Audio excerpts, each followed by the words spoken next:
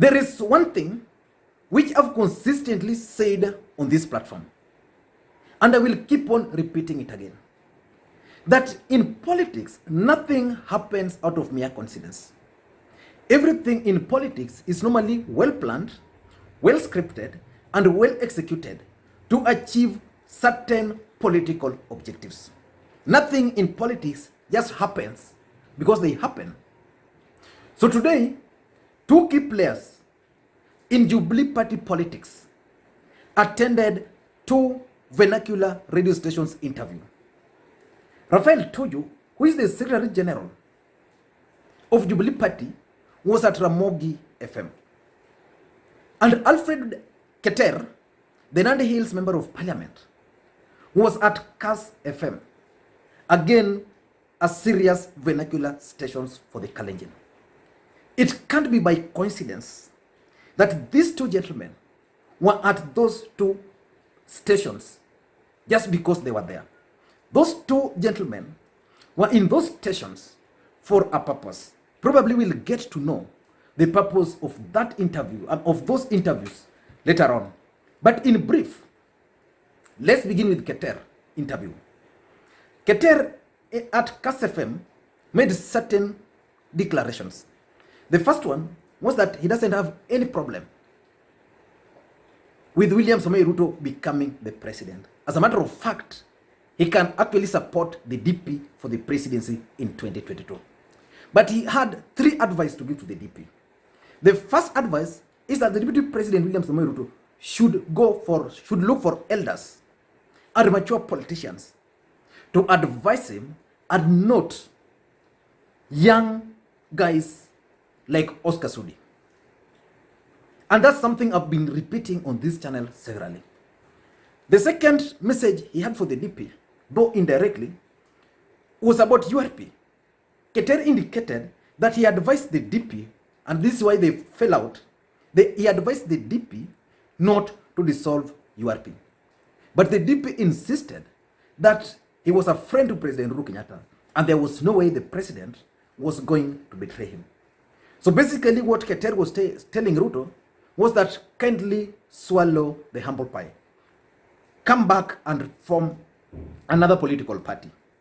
And the third message he had for the DP was that the young leaders from central Kenya, the Ndindi Nyoro, the Moses Kuria, the Alice Wahome, the Kihika Sosam, the Ichungwa Kimani, or let me put it, all those leaders from central Kenya will not give him any vote from that region. And he explained to the DP that the DP should understand better that there's a clique who will determine who gets the votes from that region. So Alfred Keter was at that particular radio station, and his message was well delivered. Back to Tuju. Tuju was at Ramogi, and he only had two messages. The first message he delivered was targeted at the DP. He was very clear that he, as a Secretary General of the party, he can't just act as a Secretary General. He only acts under the instructions, strict instructions of the party leader, who is President Uhuru Kenyatta. And he advised the allies of the DP to go and consult the party constitution. So he made that very clear. The second message which Tuju delivered during that interview was very simple. That Raila Odinga is in government, and is in government with the President Uhuru Kenyatta to stay. So those messages were delivered. I'm still trying to figure out the kind of message Alfred Keter was supposed to deliver and Rafael Tuju to the broader audience, or to those particular local based audience, because politics is also about local. I mean politics is also local. So in the meantime, we are going to look at that in future. But what I can conclude about all those meetings, they were about the Deputy President, William Samoei Ruto, and about the control of Jubilee Party. And that takes us now to our topic for today. Why is it, what is the inside story over this war between Uhuru and Ruto over Jubilee Party. What's the inside story? Why are these fights in Jubilee so vicious? To an extent that these guys are actually not seeing eye to eye. What is in store? Why is there a chance that the president can actually just let Jubilee Party go? And is there a chance that Ruto can just let this old thing called Jubilee Party to go so that he can start his own political party? Because remember, as a matter of fact, Ruto has supporters. And the supporters have already decided they are going to vote for him. So why can't he just move to another political party? Then these guys can follow him to that political party. I think there are several reasons. Number one, why these guys are fighting so much is that there's this political parties fund. So this is the biggest war in Jubilee Party. These two factions wants to control these funds. Today, Rafael Tuju is the Secretary General of the party and the head of Jubilee Secretariat. So he controls this money. Kenyans, in their wisdom, decided to fund political parties. So at the end of the year, each financial year, the political parties are given 0.3% of the total revenue of this country, which is a good thing so that the parties can be accountable, so that parties are not funded by corrupt money. So in the last election, we had two political parties qualifying for these funds. That's Jubilee and that's ODM. The conditions are very simple, that each political party must have at least 20 members of parliament to qualify for these funds. Other political parties did not qualify for this. They must have at least 3 senators. Ford Kenya has 1. Wiper, how many senators? Then they must have at least 40 MCs. So if you meet all those conditions, then you qualify for those money.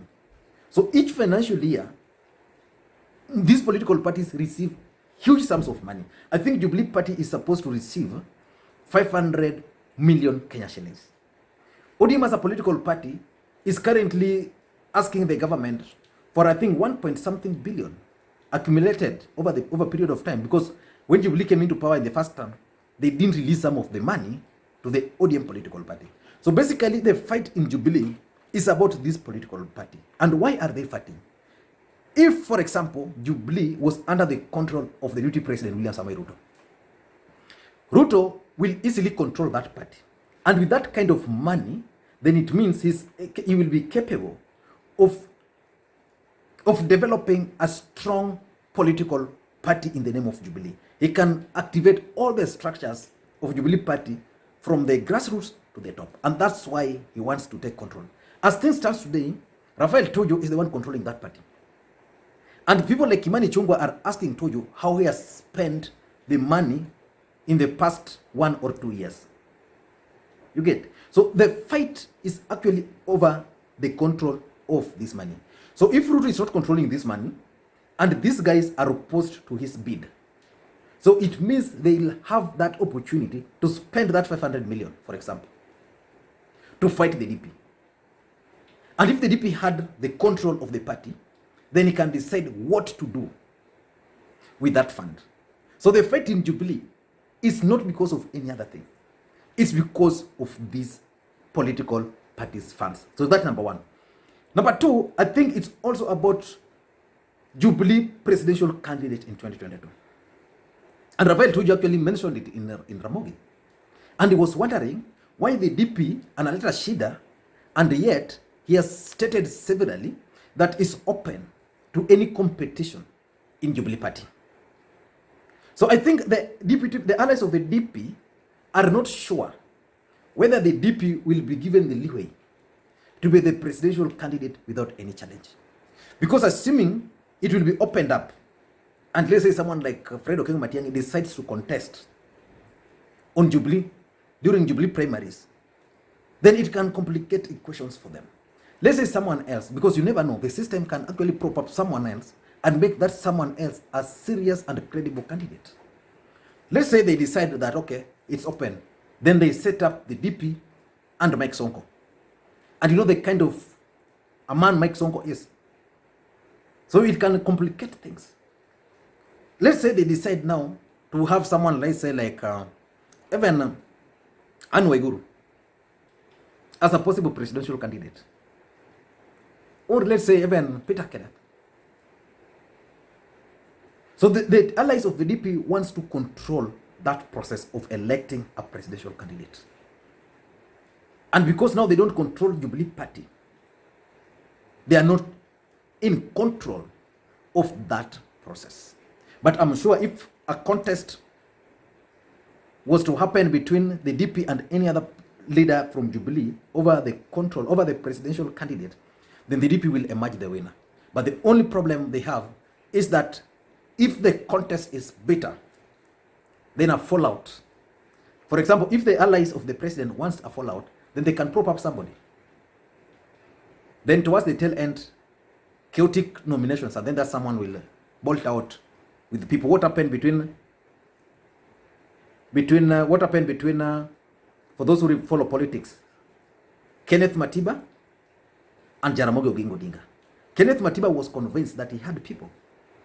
If he had allowed Jaramogi Oginga Odinga and supported him, probably Jaramogi would have been the president. But people went to him and convinced him that using numbers, and he agreed with them. And of course, when elections were conducted, he was number 2.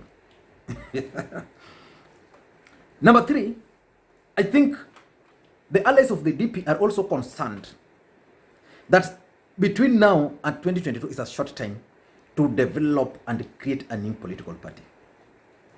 That's why they are resisting any attempt to move to a new political party. And again, remember, Jubilee Foundation was about the unity of the country and bringing major political parties together. Now assuming the DP leaves Jubilee today, yes, people everywhere, but you see, it would be easier for people to claim that the new political party is actually URP. And by claiming that it's URP, it's actually now reducing that party to kind of a pastoralist or a Kalenjin-based political party. Jubilee was founded as a national party. So any split would erase that narrative that Jubilee was a national party. So this is what the DP and his handlers are not keen on. And lastly, President Uhuru Kenyatta's support. If there is one thing the DP has been trying so hard to get, or to be assured of, is President Uhuru Kenyatta's support. That's it. The moment President Uhuru Kenyatta will speak and endorse the deputy president, then he will be home and dry. But the president cannot endorse the DP if the DP will bolt out of Jubilee Party. Because the president is the party leader of Jubilee Party. So assuming the DP decides now to form another political party, the way people have been asking him,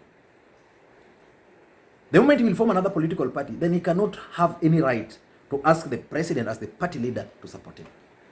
And if he sticks to Jubilee as a political party, then it would mean a very simple thing, that the president will have no option but to support him, because he will be the party leader.